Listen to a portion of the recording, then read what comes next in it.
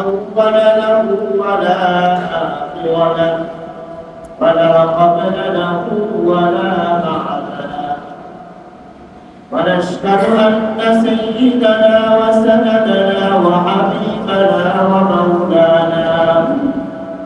ومولانا محمدا عبد الله ورسوله أرسله بالحق بشيرا ونذيرا وداعيا إلى الله بإذنه وسراجا منيرا أما بعد فقد قال الله تبارك وتعالى في كلامه المجيد والقرآن الحكيم أعوذ بالله من الشيطان الرجيم بسم الله الرحمن الرحيم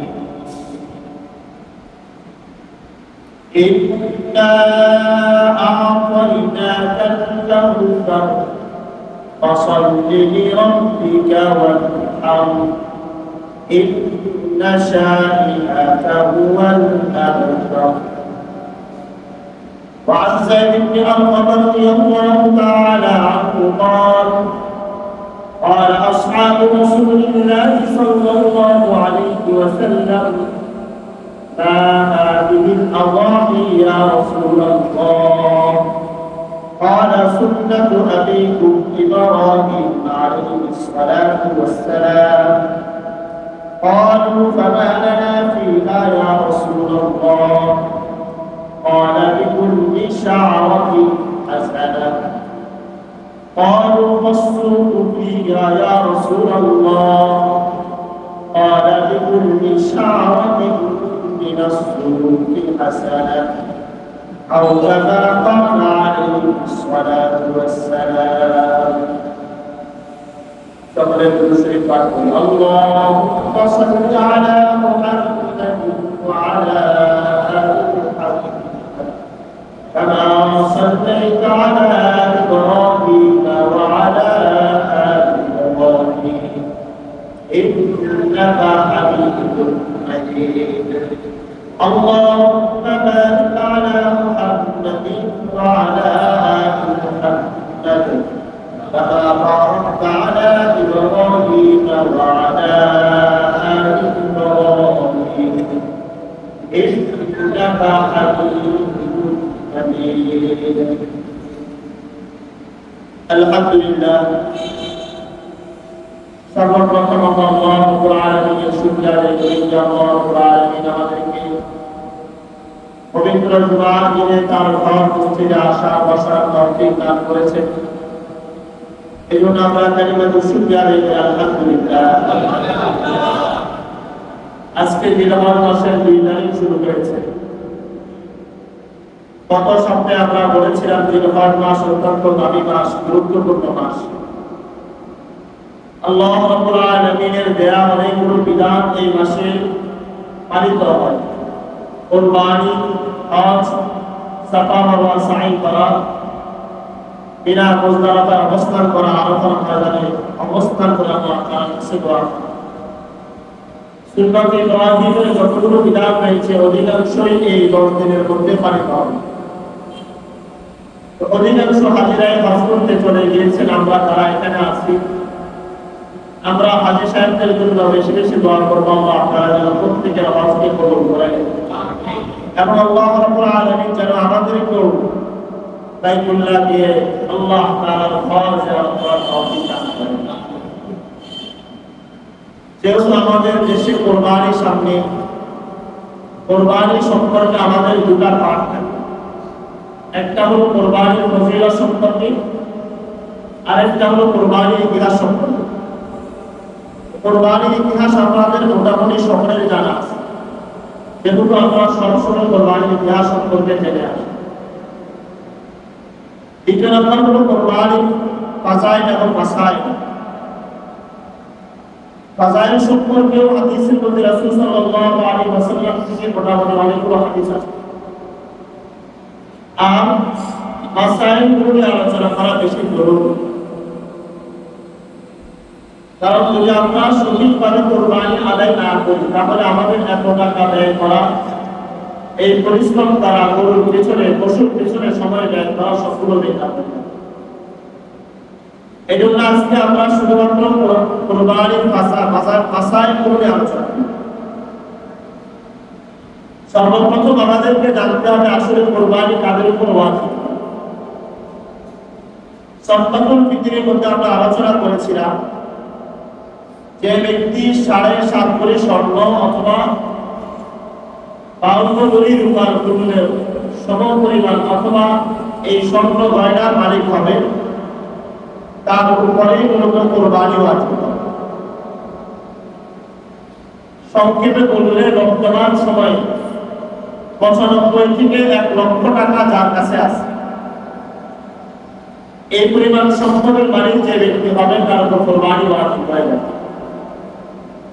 মোটামুটি বিগত 2 সপ্তাহের আগের রিপোর্ট অনুযায়ী সময় টিভিতে আসছে যে স্বর্ণের এখন বর্তমান বাজার মূল্য, কাশ্মীরের স্বর্ণের বাজার মূল্য বর্তমান 1,72,000 টাকা। তো সেই হিসাবে আমরা যদি 21 স্বর্ণ ধরি এবং এর বিক্রয় মূল্য করে তাহলে বর্তমানে অন্তত 1 লক্ষ টাকা যার কাছে আছে তার উপরে কোরবানি ওয়াজিব হয়ে যাবে। এই ক্ষেত্রে ছেলে মেয়ে নারী পুরুষ যারা বালেগ হয়ে গিয়েছে তাদের উপর কোরবানি ওয়াজিব।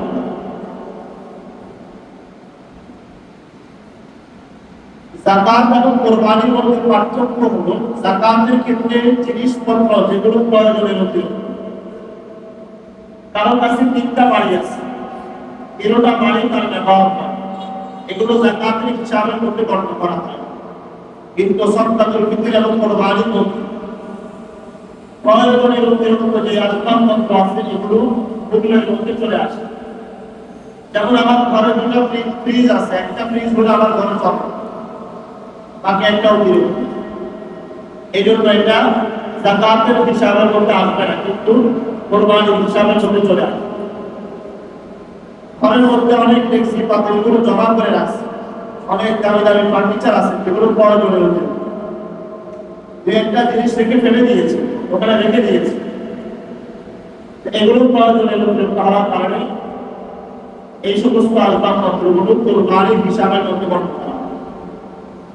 কথা হলো যেটা আমাদের প্রয়োজনের অতিরিক্ত 5টা অথবা 7টা জামা হলে চলে, কিন্তু আমার 10টা 20টা জামা আমরা রেখে দিয়েছি, এটা প্রয়োজনের অতিরিক্ত। এগুলো হিসাব করে যদি কারো কাছে 1 লক্ষ টাকার সমপরিমাণ মূল্যের স্বর্ণ গয়না কিংবা আসবাবপত্র অথবা টাকা থাকে, তাই সেটা ব্যাংকে জমা থাকুক, সমিতির মধ্যে থাকুক, অথবা ক্যাশ টাকা থাকুক, অথবা ব্যবসায়িক পণ্যের মধ্যে আমরা ওই টাকা ব্যয় করে থাকি, সব কিছুর উপর টাকা কোরবানি ওয়াজিব হয়ে যাবে।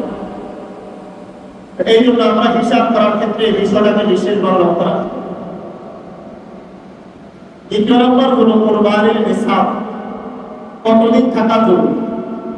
যাকাতের হিসাবের মধ্যে আমরা বলেছিলাম যে যাকাত আজকের এই দিনে আপনি 1 লক্ষ টাকার সম্পদের অথবা টাকার দাম মালিক হয়েছেন, আগামী 1 বছরে আজকের এই দিনে আগামী বছর এই দিনে যদি আপনি 1 লক্ষ টাকার মালিক থাকেন তাহলে যাকাত পাবেন। কিন্তু কোরবানির ক্ষেত্রে বিপরীত।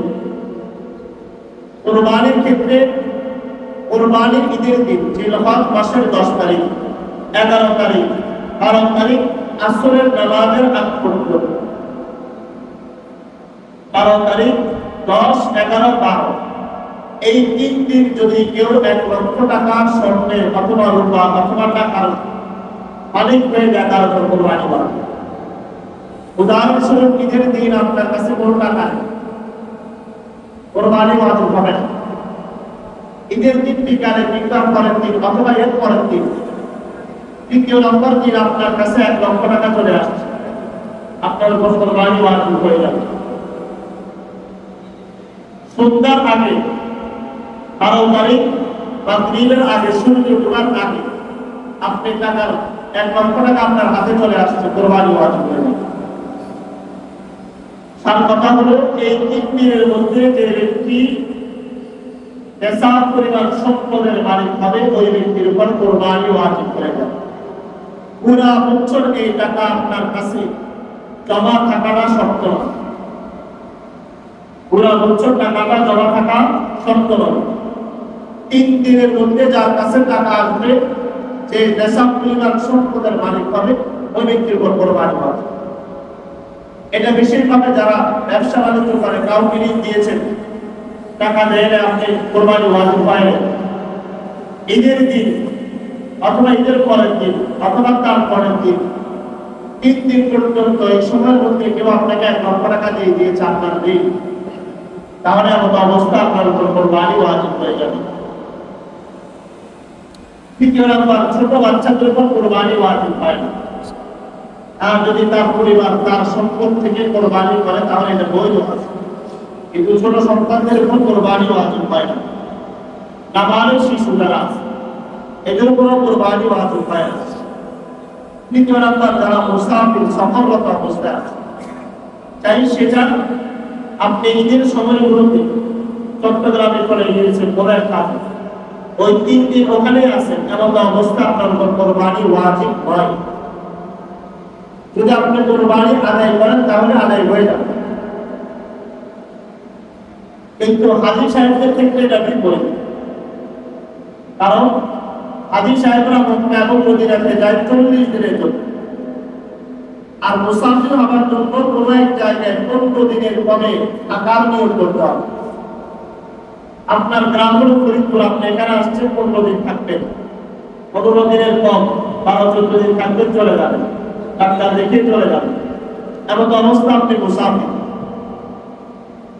কিন্তু আপনি 15 দিনের বেশি 20 দিন আছেন বা নিয়োগ করে রাখছেন যে 20 দিন থাকবেন, এমন অবস্থা আপনি এখানে বকেই আপনার উপর কোরবানি ওয়াজিব। এই জন্য মুসাফির যারা হয় এদের উপর কোরবানি ওয়াজিব হয়।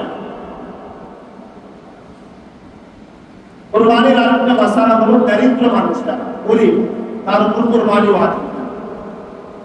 অনেক ক্ষেত্রে অনেক মানুষ আছে যাদের উপর কোরবানি ওয়াজিব না, কিন্তু সমাজের মধ্যে মধ্যবিত্ত মানুষ, কোরবানি ওয়াজিব না, 2 তলার বাড়ির মালিক কিন্তু তার কাছে টাকা নেই, 5 তলার বাড়ির মালিক কিন্তু টাকা নেই, অথবা যে টাকা আছে এটা দিন অনেক বেশি, 5 লক্ষ টাকা প্রত্যেক মাসে ভাড়া পায়, কিন্তু তার চেয়ে কোটি টাকা তার ঋণ আছে। এই টাইপের মানুষগুলো তথা দারিদ্র, যাদের উপর 1 লক্ষ টাকা সম্পদের মালিক না, এরকম ব্যক্তি যদি কোরবানির নিয়ত করে অথবা কোরবানির উদ্দেশ্যে পশু ক্রয় করে ফেলে তাহলে তার উপর কোরবানি ওয়াজিব হয়ে যাবে। উদাহরণস্বরূপ আপনি প্রত্যেক মাসে আপনার বেতন হলো 10,000 টাকা, তো কোরবানির ঈদের সময়গুলোতে আপনার কাছে 1 লক্ষ টাকা নেই, কিন্তু আপনি এখন নতুন করে চিন্তা করলেন যে কোরবানি না দিলে কেমন দেখা যায়, ছেলেকে বিবাহ করালাম বা মেয়েকে বিয়ে দিলাম, বাইরের বাড়ি থেকে মানুষ আসবে, এখন কোরবানি দিতে হবে, এই উদ্দেশ্যে আপনি একটা পশু ক্রয় করে ফেলেছেন, আপনার উপর কোরবানি ওয়াজিব হয়ে যাবে। পশু ক্রয় করার আগ পর্যন্ত আপনার উপর কোরবানি ওয়াজিব না, যেহেতু আপনি নেশাব পরিমাণ সম্পদের মালিক।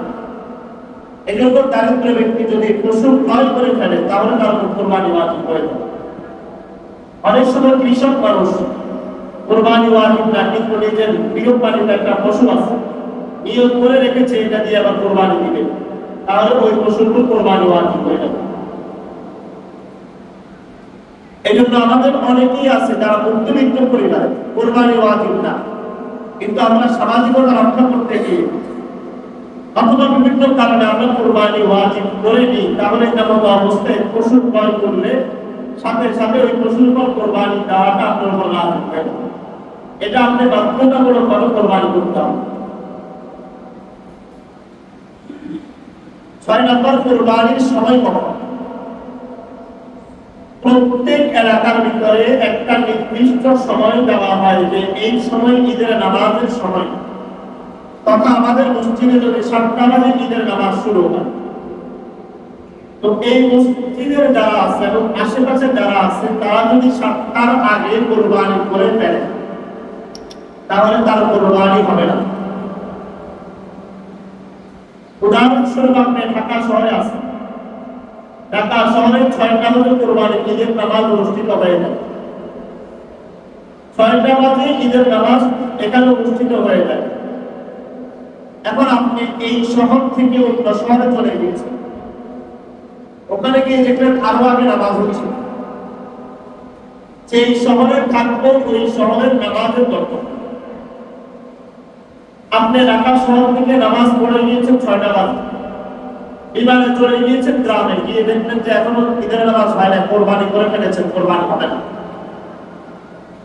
এই শহরে থাকবেন, ওই এলাকার ঈদের নামাজ শেষ হওয়ার পরে কোরবানি করতে হবে।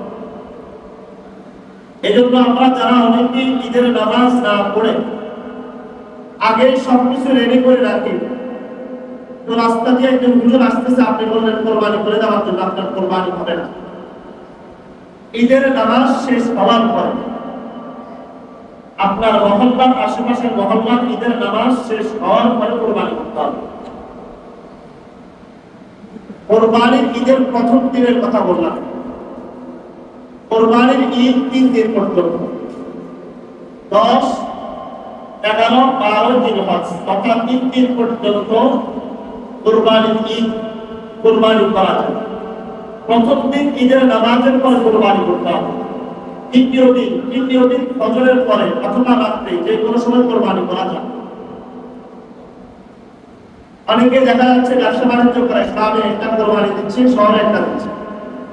তো গ্রামের শহরেরটা এখন শেষ করে পরের দিন গিয়ে সেখানে গিয়ে কোরবানি দিতে পারবেন, ফজরের পরও দিতে পারবেন, কোনো সমস্যা নেই। এই জন্য কোরবানির ঈদ হলো 3 দিন, 13, 11 জিলহজ, 10 জিলহজ এবং 12 জিলহজ, সূর্য অস্ত যাওয়ার আগ পর্যন্ত।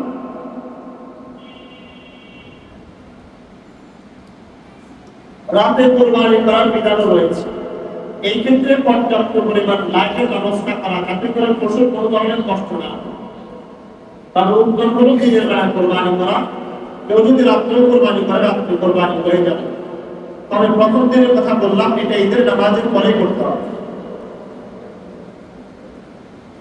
অনেক সময় দেখা যায় আমরা হলাম এখানে শহরে, আর আমাদের পশুটা হলো গ্রাম, অথবা এখানে অনেকেই আছে যারা শহরে থাকেন, কাজকর্ম করেন, ঈদের পরের দিন গ্রামে যান।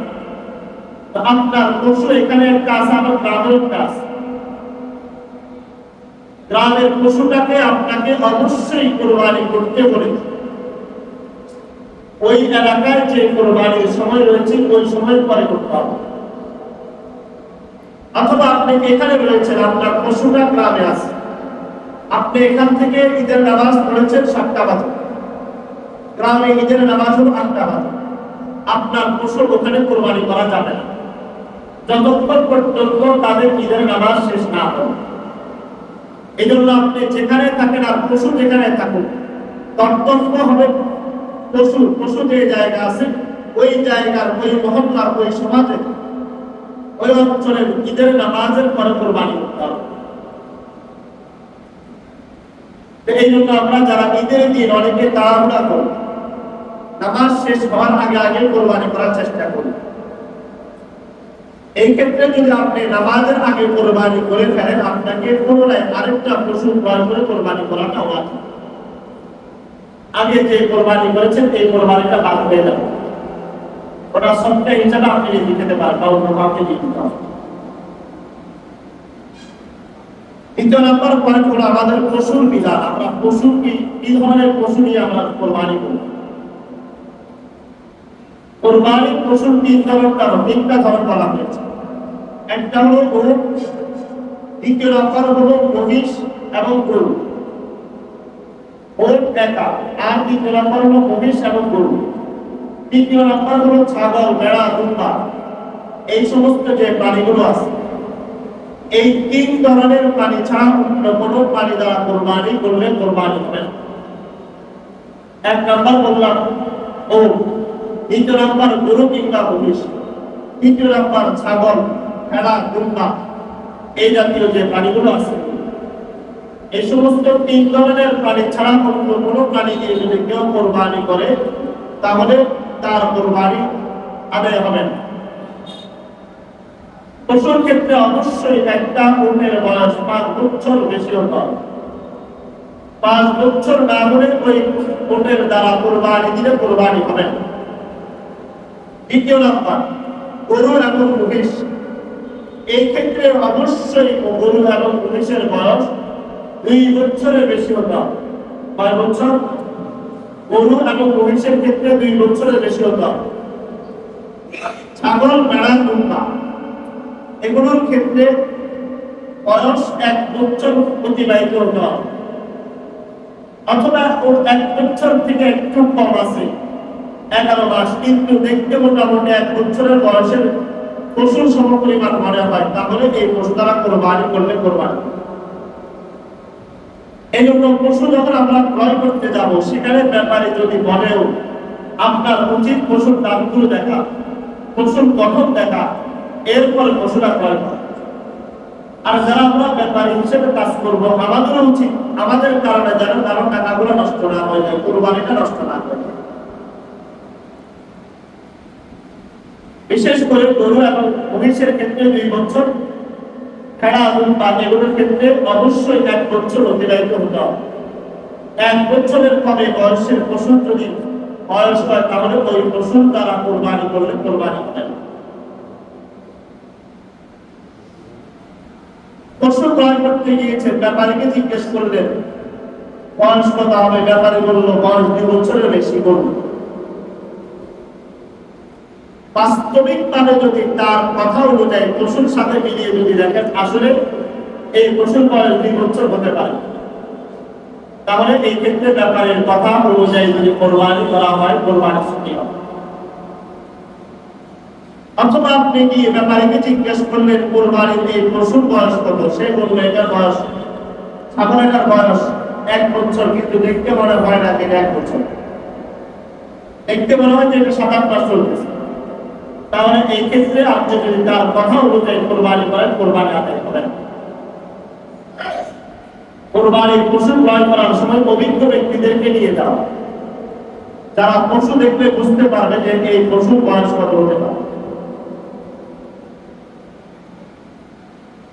দ্বিতীয় নম্বর হলো পশুর ক্ষেত্রে সর্বোত্তম চেষ্টা করা যে পশুটা সবচেয়ে সুন্দর, মিষ্টি পশু, দেখতে ভালো দেখা যায়, এরকম পশু দ্বারা কোরবানি করার চেষ্টা করে। এই ক্ষেত্রে দেখা যায় খাসি দ্বারা কোরবানি করলে অনেকেই মনে করেন কোরবানি হবে না। খাসি দ্বারা কোরবানি করা উত্তম, আর নর কিংবা মাদি কোন পশু দ্বারা কোরবানি করা ওয়াজিব বা উত্তম। এই ক্ষেত্রে মাসালা হলো গরু এবং মহিষের ক্ষেত্রে, গরু এবং মহিষের ক্ষেত্রে যদি নর এবং মাদি দুটার বয়স অথবা তার মূল্য সমপরিমাণ হয়, তাহলে সেই ক্ষেত্রে মাদি দ্বারা কোরবানি করাটা মহিলা পশু দ্বারা কোরবানি করা উত্তম।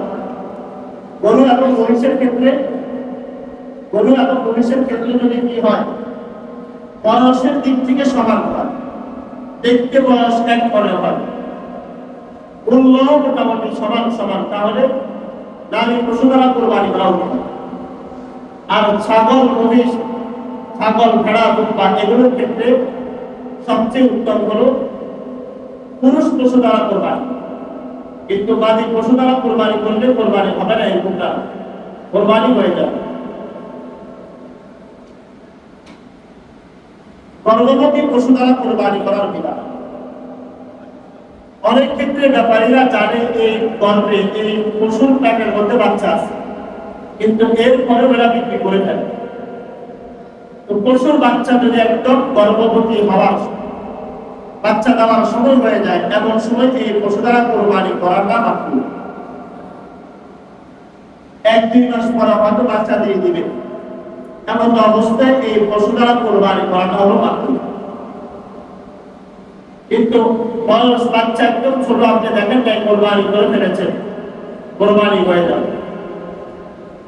এমন অবস্থায় প্যাকের বাচ্চা যদি জীবিত পাওয়া যায়, ওটাকেও কোরবানি করা লাগবে, ওটাকেও জবাই করা লাগবে।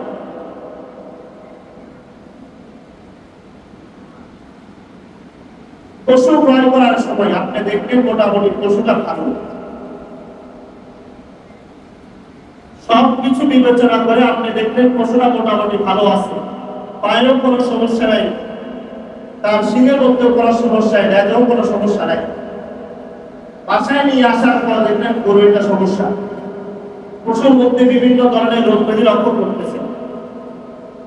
এমন অবস্থায় যদি আপনি ধনী হয়ে, তাহলে আপনার উপর আরেকটা পশু ক্রয় করে কোরবানি করা হয়।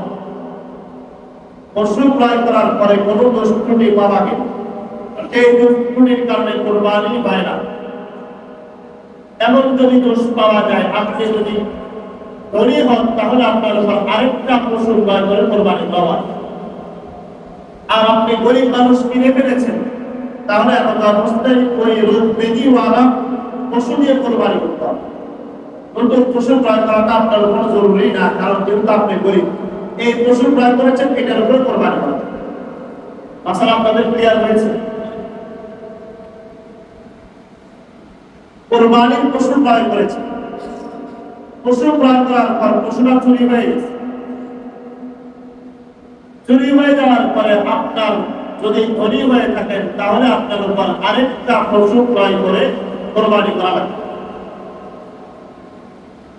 আর যদি গরিব হন, তাহলে আপনার উপর দ্বিতীয়বার পশু ক্রয় করা লাগবে না, কারণ যেটার উপর ক্রয় করেছেন ওটার উপরে কোরবানি ওয়াজিব ছিল। যেহেতু এটা চুরি করে নিয়ে গেছে, এর জন্য আপনার উপর কোরবানি করতে হবে। এখন দেখা গেছে গরু চুরি হয়ে গেছে, 2 দিন পর আপনি পশুটা ফিরে পেয়েছেন, আর এর মাঝখানে আপনি আরেকটা পশু ক্রয় করে ফেলেছেন। এই ক্ষেত্রে আপনি যদি ধনী হন, তাহলে আপনি যে কোনো একটা পশু কোরবানি করলে আদায় করলেন।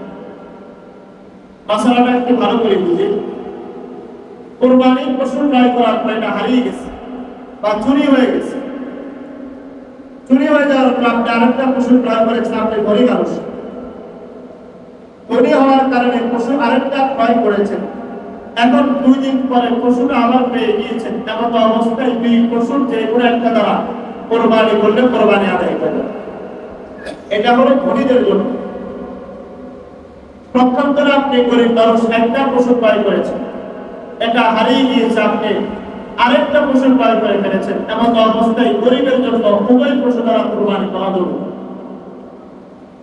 এই ক্ষেত্রে গরিবের উপর জুলুম করা হয় না, কারণ তার উপর একটা পশু কোরবানি করা ওয়াজিবই ছিল না। যেটা ক্রয় করেছে এটার উপর ওয়াজিব হয়েছে, এটা হারিয়ে গিয়েছে, কোরবানি করা জরুরি ছিল না। সে আরেকটা পশু ক্রয় করার কারণে উভয় পশুর উপর কোরবানি করা।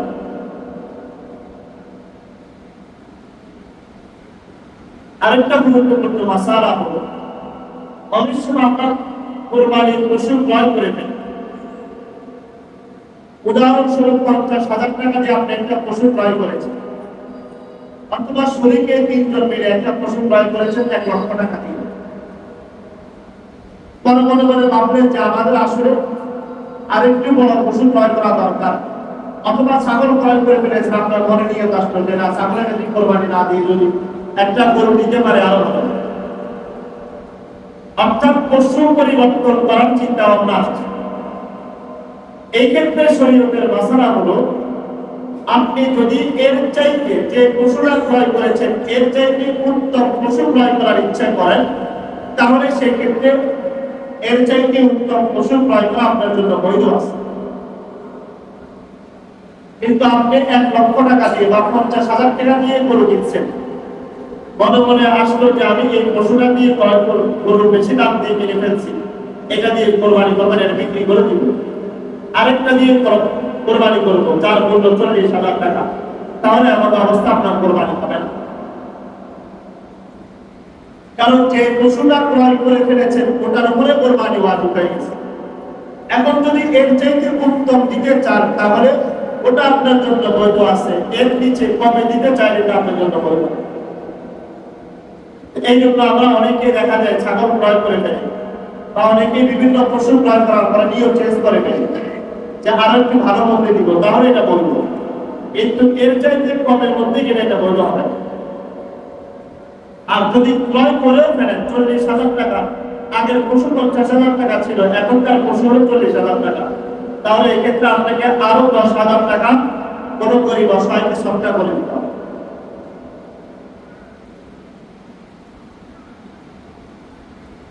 একটা গরু ক্রয় করেছে, বিগত 2 বছর বিভিন্ন বালা মুসিবতের কারণে কোরবানি দিতে পারেন না, বিপদ আপদের কারণে বা কোনো সমস্যার কারণে কোরবানি দিতে পারেন না। নিয়ত করলেন এই গরুর মধ্যে এই বছরের কোরবানির নিয়ত করলাম, গত বছর কোরবানির নিয়ত করলাম, তাহলে এমন অবস্থায় শুরু এই বছরের কোরবানি আদায় করে, অন্যান্য বছরের কোরবানি আদায় হবে না। কারণ এই বছর কোরবানি ওয়াজিব, আর ওটা যেটা ওয়াজিব ছিল ওটা আপনার থেকে তরফ হয়ে গেছে, আপনি গুনাহগার সাব্যস্ত হয়ে গেছেন। সেই ক্ষেত্রে আপনাকে অবশ্যই বিগত বছরের নিয়ত করলে এই কোরবানি আদায় হবে না। বর্তমান যে পশু ক্রয় করেছেন এই বছরের কোরবানিটা আদায় হবে। এই জন্য আমরা বিগত বছরের কোরবানি নিয়ত করব, যদি কখনো ছুটেও যায় ওটার নিয়ত করব। অনেক ক্ষেত্রে দেখা যায় মেয়ে বিবাহ দিয়েছেন, ছেলে বিবাহ করালেন, ছেলেকে বিদেশ পাঠাইলেন মাত্র, তো মায়েদের এটা একটা বড় অভ্যাস আছে, ছেলে বিদেশ যাওয়ার আগে নিয়োগ করে রাখে যদি পুরানা বিদেশ যাইতে পারে একটা গরু কোরবানি মান্যত করে দেয়। এটা বেশিরভাগ মহিলারা ছেলের বেতন হলো মাত্র 20,000 টাকা, মা নিয়োগ করে রাখে একটা বড় দেখে গরু কোরবানি দেবে এই বছর। মনে করে যে বিদেশ গেলে টাকা পেয়ে যাবে অনেক কোটি টাকা। এরকম কেউ যদি মান্যত করে, ছেলে হয়েছে, আপনি ভাবলেন যে এবার একটা বড় দেখে কোরবানি, মেয়ে বিয়ে দিয়েছেন, নিয়োগ করে ফেলেছেন, মান্যত করেছেন যে এবার অবশ্যই একটা বড় কোরবানি। এমন অবস্থায় মান্যতের কোরবানি যদি করতে হয়, মান্যতের কোরবানির কোনো বস্তু কেউ খেতে পারে না। মান্যতের কোরবানির বস্তু খাওয়া যায় না, এটা আপনাকে পরিপূর্ণ সদকা করে দিতে হবে। কারোর সাথে শরীকে কোরবানি দিয়েছেন, কিন্তু আপনারটা হলো মান্যতের কোরবানি, একটা হলো নিয়ত করা, যেমন আমরা অনেকে নিয়ত করছি যে এবার কোরবানি, আরেকটা হলো মান্যত করা, দৃঢ় প্রতিজ্ঞা করা যে এবার অবশ্যই কোরবানিটা দিব। মান্যত এবং নিয়তের মধ্যে পার্থক্য আছে, এটা আমরা অন্য কোনো সময় আলোচনা করব। মান্যত করলে কোরবানি দিবেন, এই ক্ষেত্রে আপনি যখন পশুটা ক্রয় করবেন ওই পশুর একটা বস্তুর টুকরো খাওয়া আপনার জন্য বলবো। পরিপূর্ণ পশুর যতগুলো কোরবানি, যত পশুর বস্তু আর যতগুলো পাবেন সবকিছু সদকা করে দিতে হবে। মান্যতের কোনো জিনিস খাওয়া যায় না, এটা সরাসরি সদকা করতে হবে। এবার আমরা আলোচনা করবো কোন কোন পশু দ্বারা কোরবানি করাটা আসলে বৈধ। যে সমস্ত পশুগুলো একদম দুর্বল, ব্যক্তি শরীরের মধ্যে দেখা যাচ্ছে যে পশুরা চলাফেরা করার ক্ষমতা রাখে, অথবা তার শিং ভেঙে গিয়েছে, একটা হলো শিংটা তার জন্মগত ভাবে নাই, এরকম পশু দ্বারা কোরবানি করা যায়।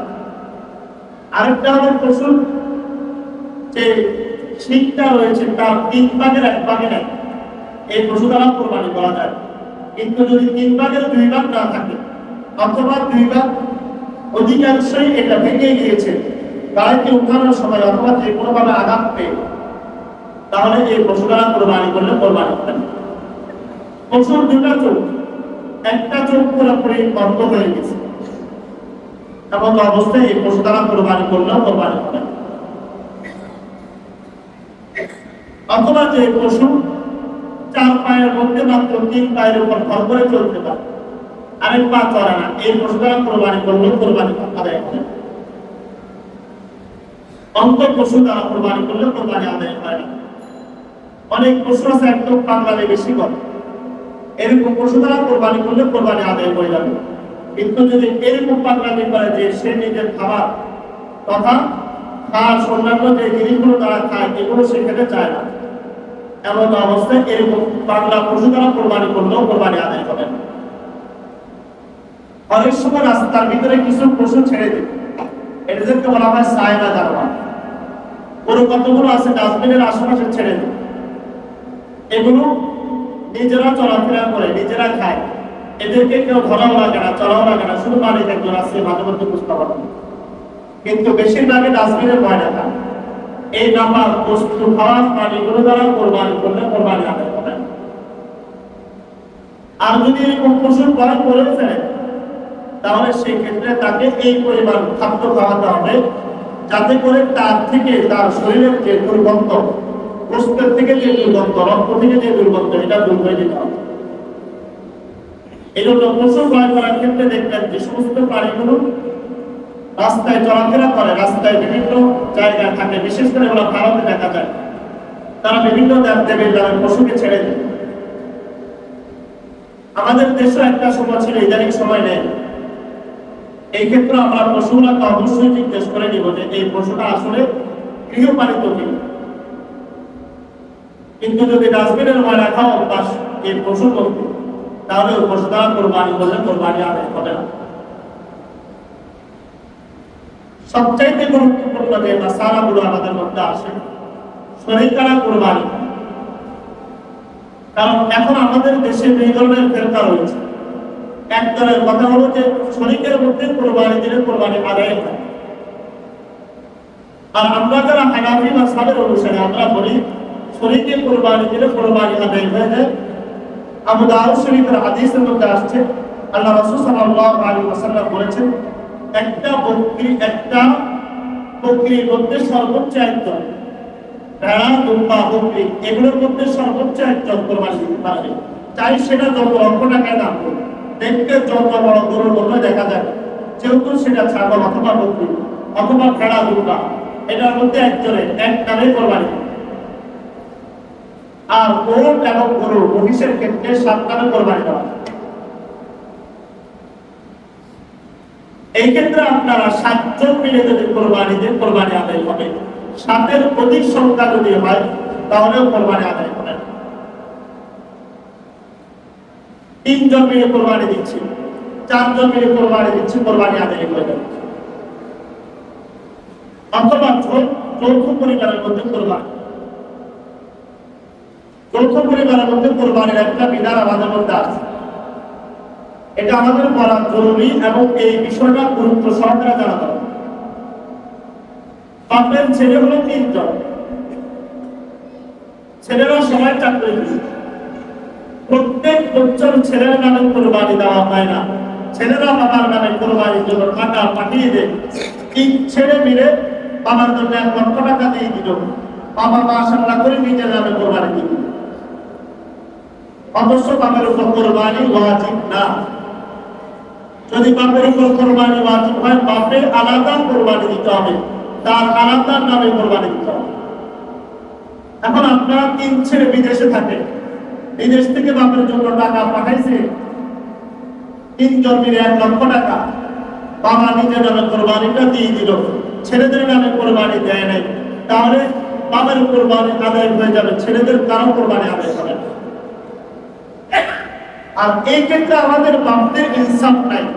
যে ছেলে বিদেশে থেকে কষ্ট করছে, যে ছেলেটার উপর কোরবানি ওয়াজিব, যে ছেলে তার সংসার জীবন চালাচ্ছে, তার পরিবার চালাচ্ছে, তার ক্ষেত্রে কোরবানির বিধান আসলে আপনি নিজের নামে কোরবানি দিয়ে দেন, ছেলেদেরকে জিজ্ঞাসা করে না।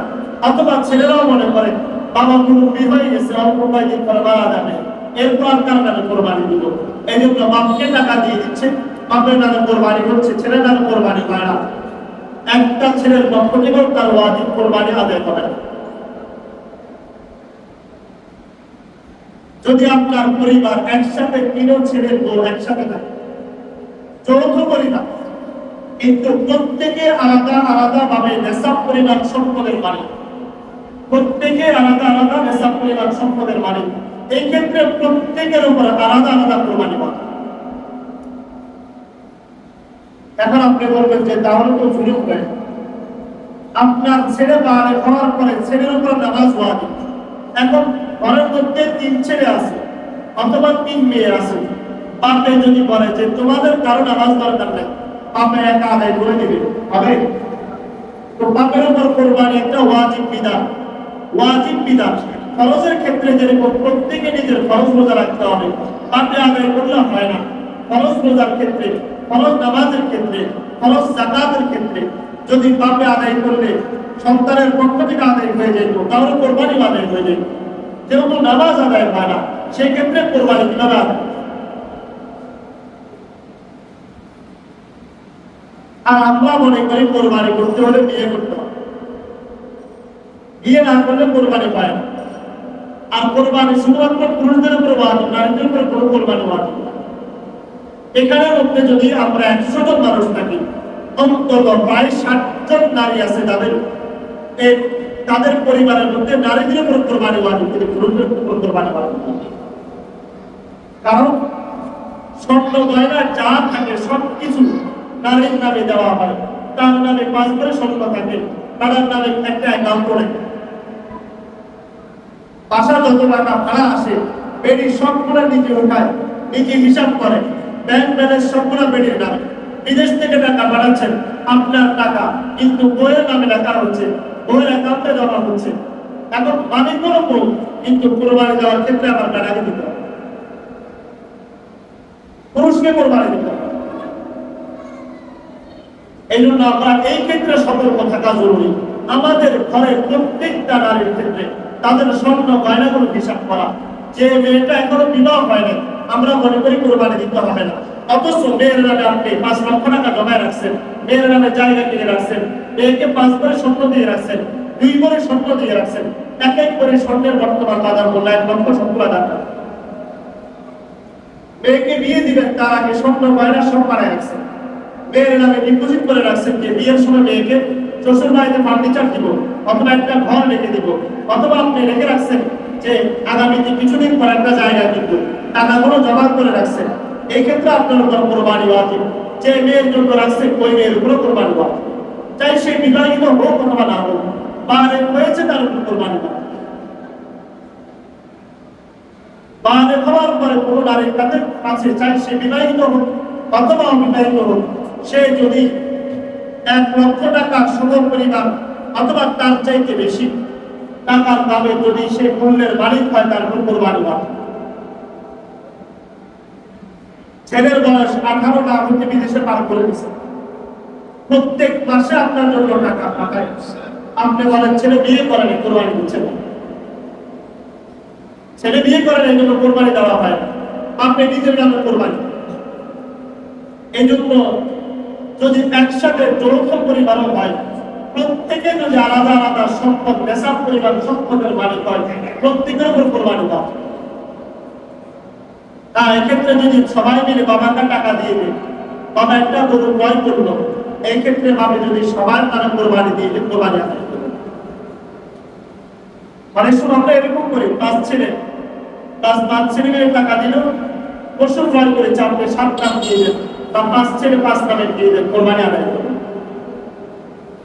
আরেকটা গুরুত্বপূর্ণ মাসালা হলো, অনেকেই আছে কোরবানি ওয়াজিব না, এক বাবার 4 ছেলে, 4 ছেলের উপর কারো উপর কোরবানি ওয়াজিব না, পৃথক পৃথক। প্রত্যেক মাসে সংসারে 5,000 টাকা করে বা 10,000 টাকা করে টাকা। তো আমাদের দেশে এটা প্রচলন আছে যে আমরা 5 ছেলে মিলে বাবাকে 20,000 টাকা করে 1 লক্ষ টাকা দিব, দেওয়ার পরে বাবা কোরবানি দিল, বাপের নামে কোরবানি দিল। তাহলে এই ক্ষেত্রে বাবাকে এই টাকার মালিক বানিয়ে দিতে হবে, তাহলে কোরবানি আদায় করবে। 5 ছেলে তাদের উপর কোরবানি ওয়াজিব না, কোরবানি ওয়াজিব হলে আপনি পৃথকভাবে কোরবানি করতে হবে। কিন্তু আপনি 10-20,000 টাকার চাকরি করেন, নগদ জমানো টাকা নেই, লাখখানিক টাকাও আপনার কাছে নেই, 5 ছেলে মিলে বাবাকে টাকা দিল, 1 লক্ষ টাকা 20,000 টাকা করে দিল, তাহলে বাবা যদি কোরবানি করে বাবাকে এই টাকার মালিক বানায় দিতে হবে, বাবা নিজের নামে কোরবানি করলে কোরবানি আদায় করবে। আবার অনেক সময় দেখা যায় বাবা কোরবানি করতেছে ঠিক, বড় ছেলে দিল 30,000 টাকা, ছোট ছেলে দিল 40,000 টাকা, আরেক ছেলে দিল 10,000 টাকা। বাবা কোরবানি করার ক্ষেত্রে মোটামুটি 5 ছেলের নামে কোরবানি দিল, এই ক্ষেত্রে কোরবানি আদায় হবে না। যারা কম দিয়েছে, যারা বেশি দিয়েছে, যারা অংশে কম দিয়েছে, এদেরকে ওই টাকার মালিক বানিয়ে দিতে হবে। এক ভাই, বড় ভাইয়ের টাকা বেশি, বড় ভাই দিল 40,000 টাকা, আরেক ভাই দিল 20,000 টাকা, আরেক ভাই দিল 30,000 টাকা, আরেক ভাই দিল 15,000 টাকা, এইভাবে 1 লক্ষ টাকা দিলেন। তো প্রত্যেকের ভাগে সমান ভাগে হিসাব করলে 20,000 টাকা করে পড়ে। এই ক্ষেত্রে যারা অতিরিক্ত দিয়েছে তারা মনে মনে নিয়োগ করতে হবে যে আমি আমার ভাইকে অতিরিক্ত টাকা, আগের অতিরিক্ত যে টাকাটা আছে এটার মালিক বানিয়ে দিলাম। যদি মালিক না বাড়িয়ে দেন তাহলে কোরবানি কারো পক্ষ থেকে আদায় হবে। এই জন্য আমরা যারা যৌথ পরিবারে আছি, যদি আপনার ছেলের উপর কোরবানি ওয়াজিব হয়, সে যদি নেশাব পরিমাণ সম্পদের মালিক হয়, তার নামে আলাদা কোরবানি করবেন। আল্লাহর হস্তে নিজের নামে কোরবানি করে ছেলের ওয়াজিব কোরবানিটা বরবাদ না করি। ছেলে টাকা দিচ্ছে, ছেলের নামে কোরবানি করে দিন। নিজের নামে কোরবানি দেওয়াটা বাহাদুরি না, ওয়াজিব না হলে কোরবানি দেওয়া যাবে না। শরীকার মধ্যে কোরবানি দিনা, একজনের নিয়ত শুধু ধর্মী নিয়ত কি? তার নিয়ত হলো কোরবানি না, ঈদের পরে মেয়ের বিয়ে দিবে, এই জন্য কোরবানি করতেছে। এখন 5 শরীক হোক 7 শরীক হোক, একজনের নিয়তের মধ্যে গরমিল থাকার কারণে কারো কোরবানি আদায় হবে। অথবা অনেক সময় দেখা যায় যে আমরা কোরবানি করতেছি ঠিক, নিয়ত একজনের কোনটা, শুধু আমি গোশত খাবো, এটা নিয়ত কোরবানি। 5 জন 4 জনের কোরবানি, ঘুরে ফিরে কোরবানির গোশত আমরা খাবোই, বাকি একজনের নিয়ত হলো কোরবানিটা দিচ্ছি, কোরবানি সারা বছর গরুর গোশত দাম বেশি থাকে, এই সময় কোরবানি দিলে টাকা কম আসবে, এই জন্য কোরবানি দিচ্ছেন। আপনার নিয়তের মধ্যে শুধু সমস্যা, বাকি সবার নিয়ত ঠিক আছে। একজনের নিয়তের মধ্যে গরমিল থাকার কারণে প্রত্যেকের কোরবানিটা নষ্ট হয়ে যাবে। এই জন্য উত্তম হলো একাকী কোরবান দেওয়া, এটার মধ্যে কামিয়াবি, এটার মধ্যে সফলতা। এটার মধ্যে যদি নিয়তের ভুল ত্রুটি হয় তাহলে এটা আপনার নয়। শরীর নির্বাচনের ক্ষেত্রে সুদী ব্যক্তি যে সুদের লেনদেন করে, যার অধিকাংশ ইনকামটা হারাম, কেউ এটা বলতে পারবে না যে আমার টাকা হারাম, এটা আমরা কেউ বলতে পারবো। আমি এটা অধিকাংশ সময় বলেছি, আমরা যারা কিনা আমরা এটা হালাল টাকা খাই এটা বলতে পারি। কারণ দেশের যে পরিস্থিতি, ব্যাংক যে সিস্টেমটা করে দিয়েছে, বর্তমান যে সময় রাসূল সাল্লাল্লাহু আলাইহি ওয়াসাল্লাম বলেছেন কিয়ামতের পূর্ব মুহূর্ত সময় মানুষ সুদ খাবে না, কিন্তু সুদের গোলাবারি হলো তার নাকের মধ্যে যাবে। এখন অনেকেই আছে যারা সুদের সাথে লেনদেন করে, সুদের ব্যবসা সব, কিন্তু মসজিদে এসে এত বেশি দিচ্ছে না, এটা তো গরিব নিয়ে গেল, এটা কেউ বলতে পারে। কিন্তু নিয়ম হলো যার টাকা অধিকাংশই সুদের সাথে জড়িত, আরামের সাথে জড়িত, এমন ব্যক্তির সাথে কোরবানি করলে কোরবানি আদায় হবে। আরেকজন ব্যক্তি আছে সুদের সাথে জড়িত, বাকি এরকম যদি কেউ থাকে যে সুদের সাথে জড়িত কিন্তু কোরবানি দিচ্ছে, আপনি সর্বাত্মক চেষ্টা করবেন আপনার যে টাকাটা ইনকামটা হালাল পথে আসছে ওই টাকাটা কোরবানি করতে দেওয়া আছে, যাতে করে আপনার কারণে 10 জনের কোরবানিটা নষ্ট হয়। গুরুত্বপূর্ণ আরেকটি মাসালা হলো কোরবানির মধ্যে আকিকা দেওয়া যাবে কিনা। হ্যাঁ, কোরবানির মধ্যে আকিকা দেওয়া যাবে অবশ্যই। সেই ক্ষেত্রে ছেলের জন্য 2 অংশ আর মেয়ের জন্য কোরবানি যদি আকিকা করি তাহলে 1 অংশ। কোরবান আকিকার মধ্যে সবচেয়ে উত্তম এবং সুন্নাহ, রাসূলের সুন্নাত হলো একটা বকরি অথবা খাসি জবাই অথবা দুম্বা জবাই করা। ছেলেদের ক্ষেত্রে 2টা আর মেয়েদের ক্ষেত্রে 1টা, এটা হলো সুন্নাত।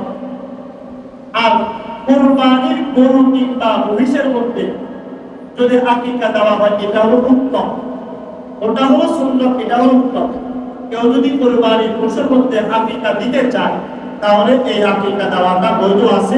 এই ক্ষেত্রে আপনার 2 নাম থাকতে হবে ছেলের ক্ষেত্রে, আর মেয়ের জন্য 1 নাম। যদি 1 নাম ছেলের ক্ষেত্রে দেন তাও হয়ে যাবে। গোশত কোরবানির গোশত মতো নিজেও খেতে পারবেন, পরিবারকেও দিতে পারবেন, আত্মীয় স্বজনদেরকেও দিতে পারবেন, কোনো সমস্যা নেই।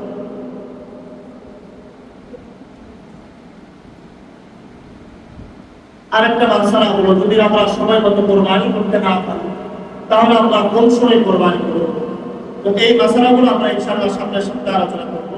সবথেকে গুরুত্বপূর্ণ মাসআলা বললাম যে আমাদের যাদের ছেলে মেয়ে হয়েছে বা হয়ে গিয়েছে, আমরা তাদের সম্পদগুলোকে অবশ্যই গণনা করব, তাদের হিসাব নিকাশ করব। বিশেষ করে মেয়েদের ক্ষেত্রে, স্ত্রীদের ক্ষেত্রে এখন স্ত্রীর সম্পদ আছে, তার 5 করে সম্পদ আছে, 20 করে সম্পদ আছে, ব্যাংকের টাকা জমানো আছে, কিন্তু নগদ টাকা নেই। এই জন্য মেয়ে আপনার কাছে আসে বারবার, মহিলা বলবে আমার কাছে টাকা নেই, কোরবানি করতে পারবো, বাজার দাম দিতে পারবো, তুমি আমার পক্ষ থেকে দিয়ে দাও। এমন সময় আপনি জিজ্ঞেস করেন যে তাহলে তোমার ওখান থেকে 1 করে স্বর্ণ আমাকে দিয়ে দাও, ওটা কিন্তু দিবেন। এই ক্ষেত্রে আমরা অবশ্যই এই জিনিসটাকে সফলতার সাথে নিব। আমাদের স্ত্রীদের ক্ষেত্রে, আমাদের মেয়েদের ক্ষেত্রে আমাদের ছেলে যারা বালেগ হয়ে গিয়েছে, যদি তাদের কাছে অথবা তাদের জন্য আমরা কিছু টাকা জমিয়ে রাখি, যেটা 1 লক্ষ টাকা সমপরিমাণ, আমরা অবশ্যই তাদের নামে কোরবানিটা দিয়ে দিব। আর যারা যৌথ পরিবারে কোরবানি দিন, অবশ্যই যদি আপনার আলাদা কোরবানি ওয়াজিব হয়ে থাকে, তাহলে আপনাকে আলাদা একটা নাম দিয়ে, চাই সেটা বাবার সাথে হোক, অন্য কারোর সাথে হোক, আপনাকে অবশ্যই কোরবানি দিতে হবে। যৌথ পরিবারের মধ্যে বাবার নামে কোরবানি এই প্রচলন আমরা বন্ধ করে দিই।